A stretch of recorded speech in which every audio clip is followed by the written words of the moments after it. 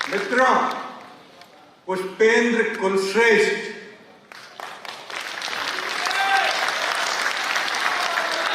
परिचय की जरूरत है क्या?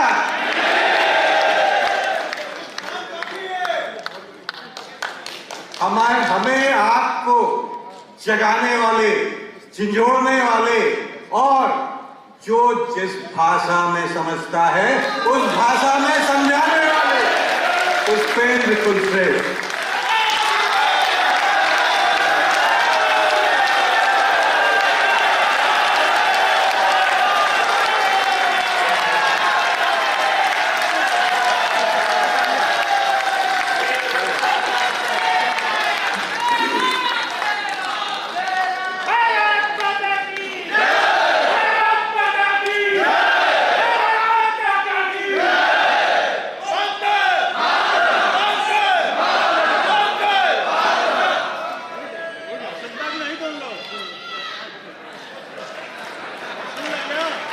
आप सबका बहुत बहुत धन्यवाद।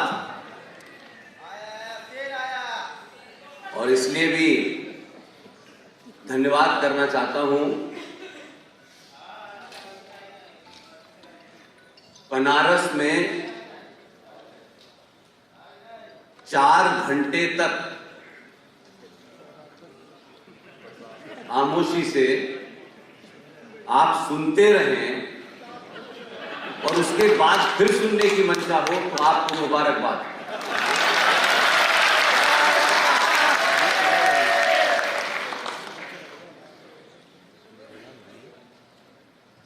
जितने भी हमारे साथी, खासतौर से आरएसएन सिंह साहब, सुशील पंडित जी, पवन सिन्हा साहब, आप सोचिए कि इन सब के बोलने के बाद मुझे बोलना है।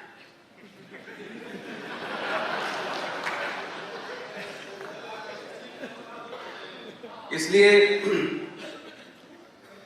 सुशील भाई की पीड़ा ये सुशील भाई की नहीं है।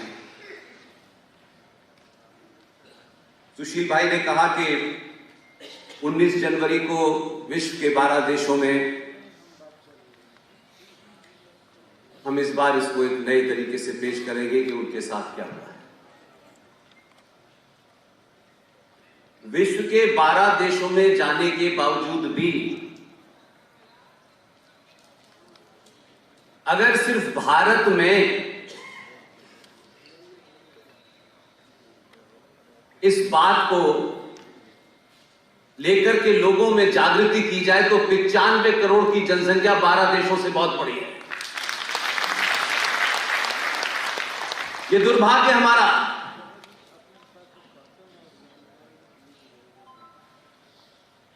सौ साल पहले, 200 साल पहले, 1000 साल पहले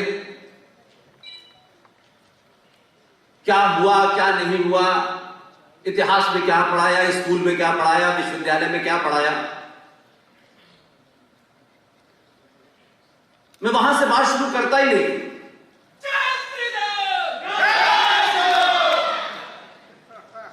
सैंतालीस के बाद से हमारे साथ क्या हुआ, कभी उस पर भी चर्चा होनी चाहिए। इसलिए आज ये पहला ऐसा प्रोग्राम है जो सतीश भाई और उनकी पूरी टीम ने इसे तैयार किया। लेकिन मेरा एक आग्रह था उनसे कि ज्यादातर जगह पे मैं और कर्नल आरएसएन सिंह साथ जाते हैं। इस देश में पिछले 10-11 साल में कोई 700 से ज्यादा सभा कर चुके हैं। हमने कहा था कि क्योंकि बनारस का मामला है और बनारस में सिर्फ प्रोग्राम करने हम लोग नहीं आए, इसलिए जिन जिन लोगों ने पूरे देश में हमारी सभाएं रखी, हमने कहा कि उन शहरों के लोगों में से जो ऑर्गेनाइजर हैं उसमें से भी कुछ को बुलाइए। यहां प्रयागराज से पूरी एक टीम आई हुई है। यहां भोपाल से इस सफर में 2 बहनें बनी, वो दोनों आई हुई हैं। इस पूरी जन जागृति में हम लोगों ने अपने आप से एक लक्ष्य रखा है कि इसी समाज में बहुत सारे युवा जो बहुत कुछ करना चाहते हैं, सिर्फ उनके साथ खड़ा होना था। और हम ये मानते हैं कि हमारे यहां अक्सर ये होता है कि तेंदुलकर बहुत बड़ा खिलाड़ी है, लेकिन तेंदुलकर के जाने के बाद कोई दूसरा तेंदुलकर पैदा नहीं हुआ।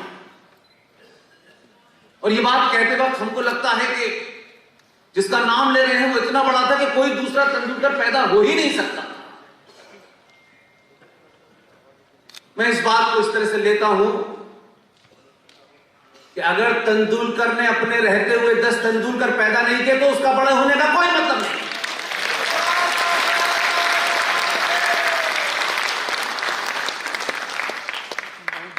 इसलिए जम्मू में आपके बीच में हमारे एक युवा साथी विशाल गुप्ता बैठे हैं। उत्तराखंड से रूबल पड़लिया साहब यहां आए हैं।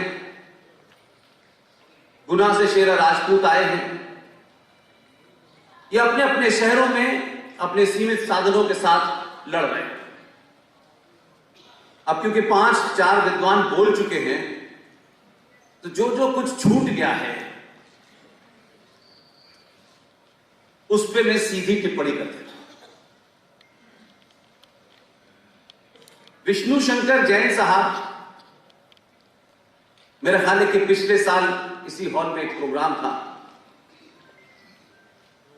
तब शायद पहली बार उनको आपने सुना होगा। और आज विष्णु शंकर जैन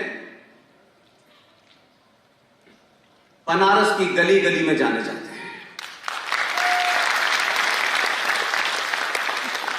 और इस प्रोग्राम के पीछे की जो मेरी मंशा है, जो मैं कहने आया हूं, वो मैं पहले कह देता हूं, फिर जवाब दूंगा। इस युद्ध में जो कोर्ट के अंदर लड़ा जा रहा है, हम इतिहास में जयचंदों की बहुत सारी बातें करते हैं। वो था, उसने ऐसा किया, वो था, उसने ऐसा किया। हम ऐसी चीजें पढ़ के बंद कर देते हैं। इसलिए आज हमारे बीच में वो कौन लोग थे जिन्होंने इस ज्ञानव्यापी मस्जिद, और इस शब्द को कहने में मुझे बड़ी तकलीफ सी होती है क्योंकि ये बड़ा कंट्राडिक्टरी वर्ड है, ज्ञान और मस्जिद, ये दो अलग अलग चीजें। लेकिन आज भी एक पिता और एक पुत्र पूरी ईमानदारी से युद्ध लड़ रहे हैं। उन्होंने किसी संगठन से गुहार नहीं लगाई कि हमें अपना समर्थन दीजिए। लेकिन मुझे यह ताज्जुब हुआ कि दिल्ली से कोई दो एक जोकर यहां आए, किसके कहने पे आए, किसने उन्हें आगे बढ़ाया, और उन्होंने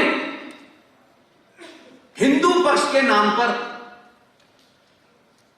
जो भोली भाली 5 महिलाएं थी, किसी एक के माध्यम से इस लड़ाई को आपस में लड़वाने की कोशिश की। और ताज्जुब मुझे जब हुआ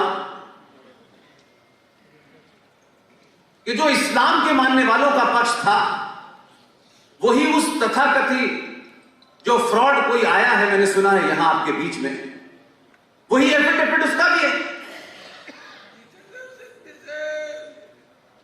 और तीसरी घटना, विष्णु शंकर जैन कोर्ट में सुनवाई के दरमियान उनकी हताशा निराशा इस हद तक थी कि मुझे जो खबर दिल्ली में दी गई कि कुछ लोगों ने सुनवाई के बाद विष्णु शंकर जैन पे हमला किया। बनारस में आज भी कोई गद्दार ये करके निकल सकता है जिंदा? इसने मेरी अपनी ये पीड़ा थी। मैंने सतीश भाई से कहा, इस पक्ष से जो भी जुड़ा है, वो छोटा है बड़ा है, हमको इसमें कोई इंटरेस्ट नहीं, सबको बुलाइए। हम सामूहिक तौर पर जो कुछ भी हमारी थोड़ी सी ताकत है, हम यहां इसलिए आए हैं कि विष्णु शंकर अकेला नहीं है।